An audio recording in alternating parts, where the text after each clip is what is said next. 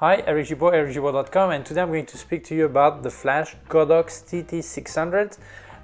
We bought it in New York City when we were there in November 2019 with Claudia Reyes, and I had no time to make a review of it, but this flash is so great, so I think it's important to speak about it.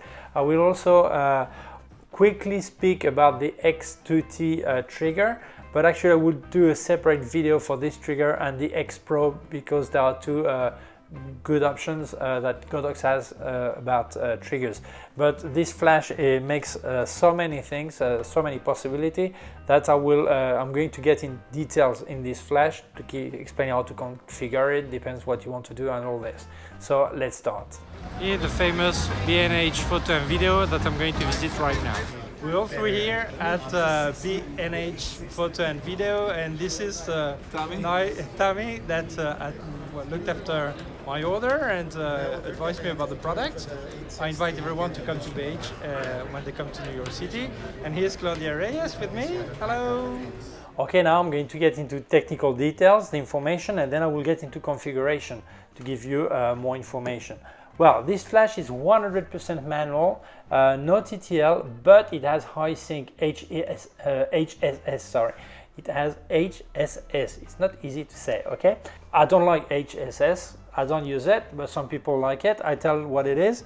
You know that you have a limit of flash synchronization on your camera. It means when over a certain speed, when the picture is being made, the first curtain is traveling, then the shutter is opening, and then it's opening first and first curtain is traveling, the picture is made, and from a certain speed, then you just have a small a thin line of space moving. So if the flash triggers at this moment, part of your sensor is covered by the second curtain. This means you will have a dark part. So the only way to have a proper lighting with your flash is that your flash is triggering several times while the curtain are traveling. So you see it as one flash, obviously you see it as one flash, but it's actually several in there. So you can do that, and the speed can be up to 8,000th of a second. One is 8,000th of a second, but you can do it only with a remote flash trigger, okay? Not if your flash is on the camera. So here what you see is one flash, but actually you have three things in there. Well, you have one flash in it. It's also a receiver. You don't need to buy a specific receiver when you're actually using this flash. If you use a trigger, the receiver is in there, okay? And then the third thing it is, you actually don't see it here, is this is a master. I mean, if you put this flash on your camera, you can actually be a master over other Godox flashes. You can actually trigger them, manage them, power all this from this flash. For the price it has, it's really a great tool. I give you some more information. Here you have, it has a zoom from 20 to 200 millimeter. You can hear the flash starting, and actually it means you can actually light the part of the picture you want. If you use a 25 millimeter lens, you don't want to have the beam of light more narrow than actually the picture, so you can actually adjust. You can also use that to get more power. It means the narrower the beam, the further and the more power you'll get. So the further it means it will be more concentrated, so at the same distance you actually get more light. So people can also use it for that, or to fill softbox or whatever. Recycle time from 0.1 second up to 2.6 seconds. It also obviously depends on the battery you're using, and this is quite acceptable. 2.6, well, it's not for really action photography, but 2.6 for that kind of price and that kind of flash, I think it's good. Wi-Fi 2.4 gigahertz. Then you have several functions. So actually this flash, you can use it as a master, as I said, and then you can use it as a slave. We'll see all this, but first we're going to use it as a standalone flash on your camera. I'm going to set it first. When you're here, you have M as manual or master, or whatever. I think it's manual, okay, because there's a big of crazy things with that. Well, here's manual, and then all the buttons, you have one word at the top, one at the bottom. If you click once, it activates what corresponds on the top. If you keep press, this is what's on the bottom. Here I'm M, 1/64 of a power, okay, set, click here, flash done, okay. If I click again, here it says multi. What is multi? This is for stroboscopic light.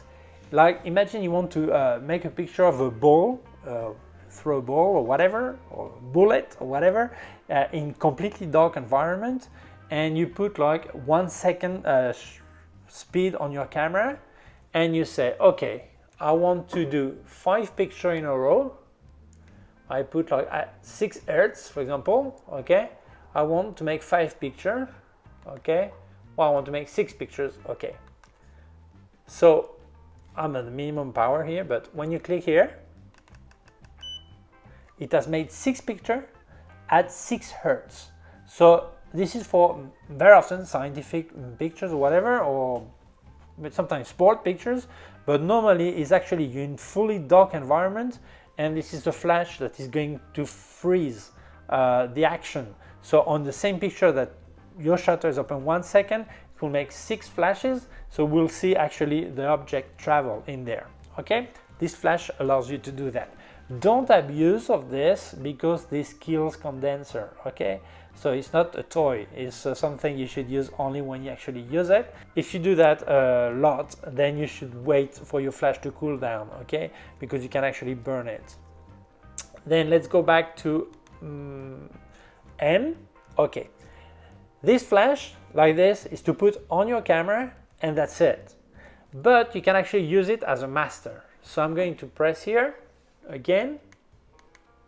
I keep pressed, and then it switch things. So then I've got a small Wi-Fi, a small M. If I click on it, Wi-Fi and M, it means it's in master mode. So this flash can actually manage other flashes. And here, to manage your other flashes, here you have groups. You see, GR for group, CH for channel.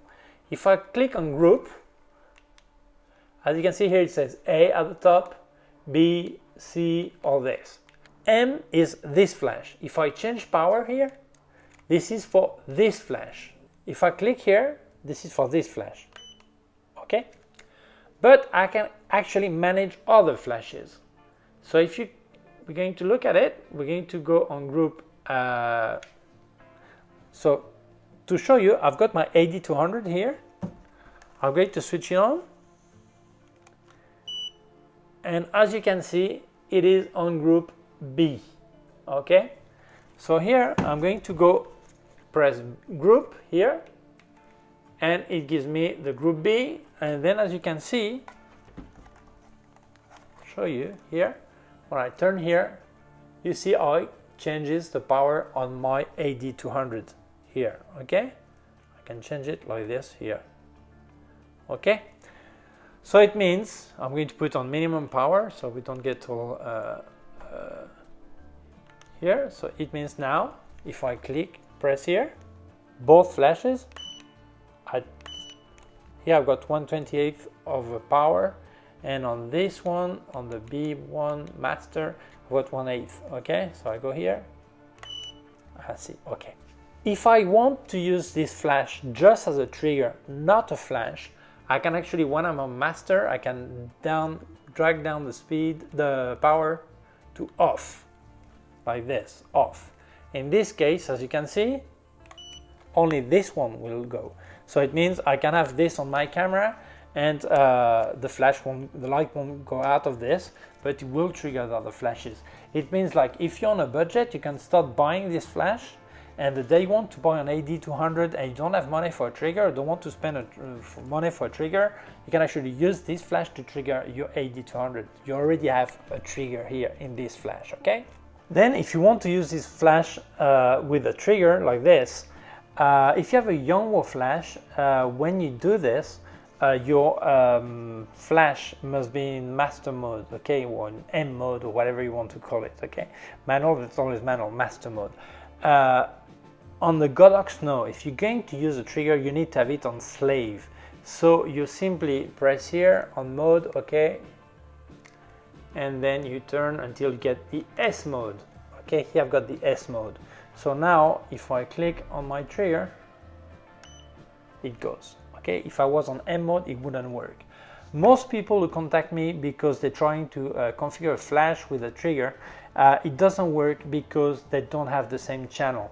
So it's very important here, if you keep pressed this button here, see the channel is on now, and then I can change it. I can change the channel.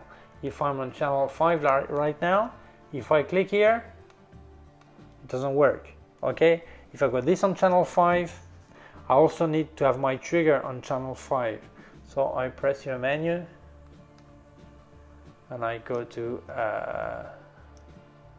channel, set, okay, and then I go on channel 5 also, set. I'll make a separate video for this trigger anyway. And then I click here and see it works again, okay? So it's important that if you see that your flash is not triggering, you are very likely to be in the wrong channel. So it's very important. Remember here you keep pressing this button here, and then you turn, I keep pressing here, and then you turn to channel here. There are 32 channels, okay? On both, okay? So more button, and then we'll come back to the slave mode, okay, for different thing. Here you have the zoom. If you click here, you can actually adjust the zoom. As you can hear, the head is moving from 20 to 200 millimeter. If I press, okay, if I press on this button here, once, see, it switches on this light. This light is to help you focusing. So if you don't see, if you don't see really where you are, it's too dark and you need some extra light, you can actually press this and it will switch on and help you. When you connect it in Wi-Fi, which is whether you're triggering other flashes or in slave mode using a trigger, this light will be flashing always. You know, in your Wi-Fi, you are actually on Wi-Fi. Here you have a small button here. The button to switch this. Yeah, if you keep press this button here, it will switch on the high sync mode. Okay, I repeat, the high sync mode only works with trigger, not on your camera. Okay, I switch it off. Then on the zoom you have the function button. So if I press here, it opens the function. First you have SL, sleep mode. It can be off, or 3 minutes, 10 minutes, 60 minutes. I always have it on off. It means the flash never switch off. Then the following one is FC. FC, if was this light on the front, how long you want it to work? 10 seconds, 20 seconds, or 30 seconds. Okay, if I put it on 10 seconds, for example, okay, if I press here, as you can see, it will keep on during 10 seconds. It's to help you focusing, that's it. Okay, after 10 seconds, it switches off by itself. I'm almost there. Yeah, that's it. And then it starts flashing again every second or something like this because you're Wi-Fi. Then I go back to the function. Okay. Then you have beep on, beep off. If I've got it on, it means when I trigger, it does it. And if I got it off, simply off. Okay, I flash, you don't hear any noise. That's very useful if you cannot make noise, like you're in a wedding or whatever, you don't want your flashes to do ding, ding, ding. Well, you just switch it off. That's advisable actually.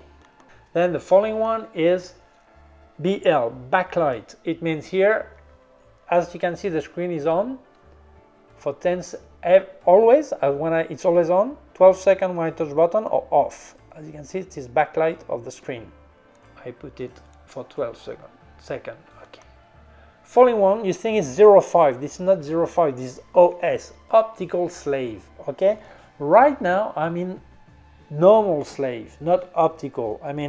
I'm using a trigger, another flash triggering this flash, but this is radio frequency, Wi-Fi.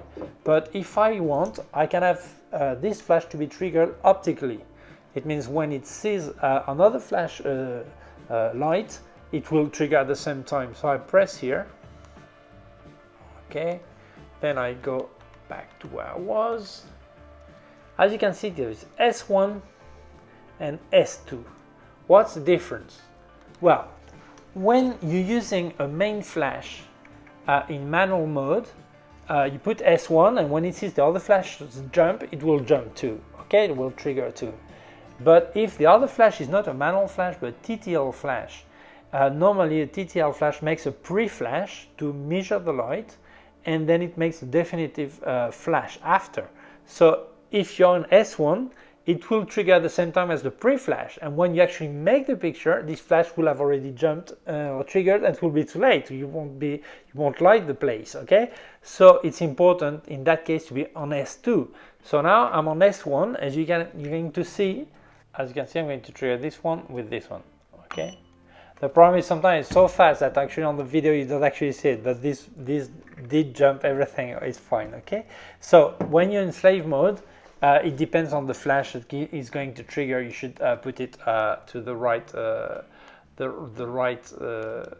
kind of slave mode. Okay. This flash actually turns 160 degrees. Okay, both ways. Okay, some don't turn that much, and then what's strange, you don't have any click click click click. It's really stiff to turn. Okay, and then it's -7 degrees and 90 degrees stop. As I said, the zoom is from 20 mm to 200 mm, but then here you have two things. One is an extra Fresnel right here to hyper wide angle to give you 14 mm full frame equivalent cover. And then here you have this small white card. So I heard the other day a guy explaining this is for white balance. This is not for white balance, has nothing to do with it. It's simply that if you're actually bouncing light, you put your camera on your flash on your camera, bouncing to the ceiling. If you make picture of a person, his eyes will be dark, you won't see much. So if you put this small card up, it will make a small kick light in his eyes. So this is why you actually put the card up. If you're actually bouncing to the ceiling, a bit of light will go on this card and you make two white spots in his eye. This is why you actually need this card for. Okay. Then you have here on the flash, it uses batteries like this. Okay. I like this. I don't like the typical I don't like the specific battery for flashes. Why? On my AD200 I've got no choice, but why I don't like it?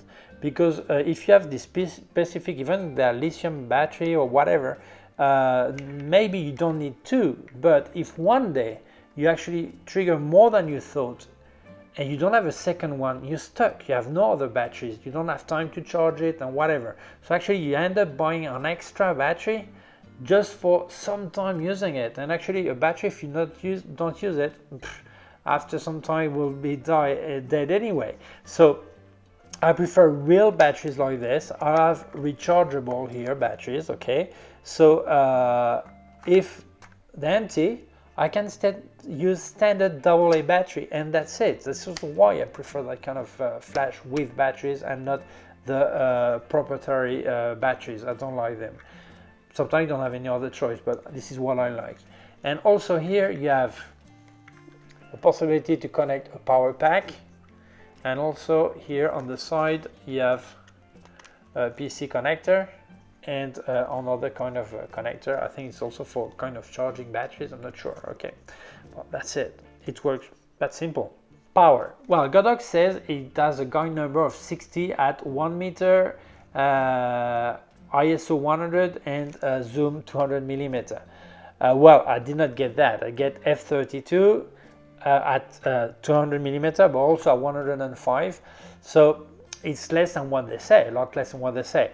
Is it enough? I think for that kind of flash, that's okay. This is probably similar to what I got with my Yongnuo or my Canon 580 EX2 that they say is guide 58, but I think I was getting 36 or something, or 40 maybe, I'm not sure. I can't remember, it was a long time ago, okay? So I wish it was up to 45, real 45, but 32, well, okay. And this is, it's strange because I've checked, I was not sure about the results, so I checked other websites and other YouTubers made a review of this flash, but no one is actually measuring with a light meter. I did measure with a light meter, I show you, and I did get this power, but wow. 1 meter, zoom 200 millimeter, ISO 100, so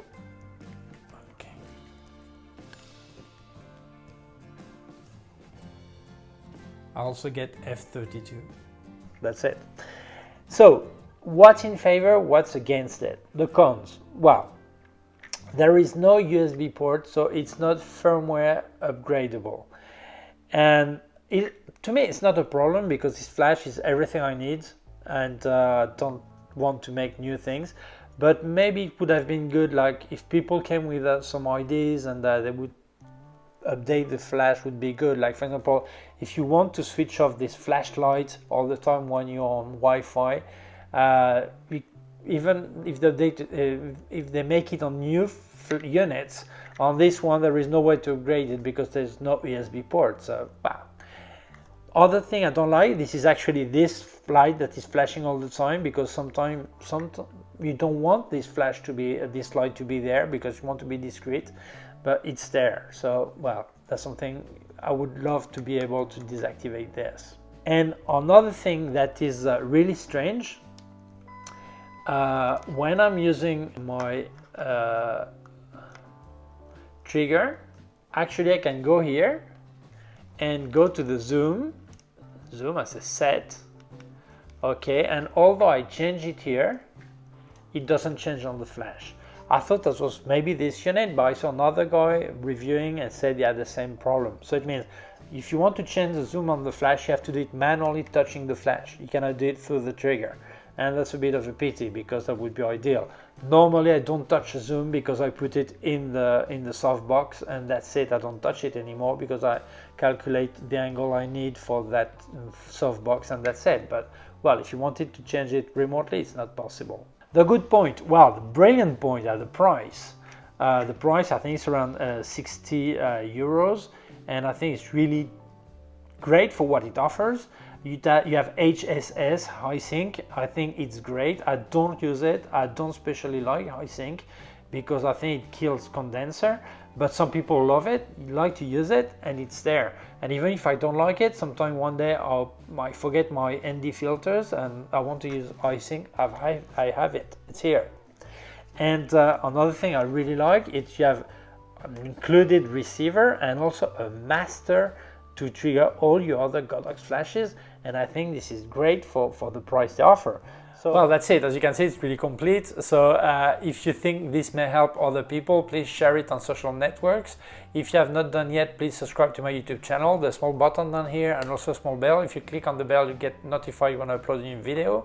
My website, ericgibaud.com. If you have any question, you can leave a comment below or send me an email to info@ericgibaud.com. And below, I also put links of my gear on Amazon, also links to other parts of my YouTube channel. Thank you very much. Bye.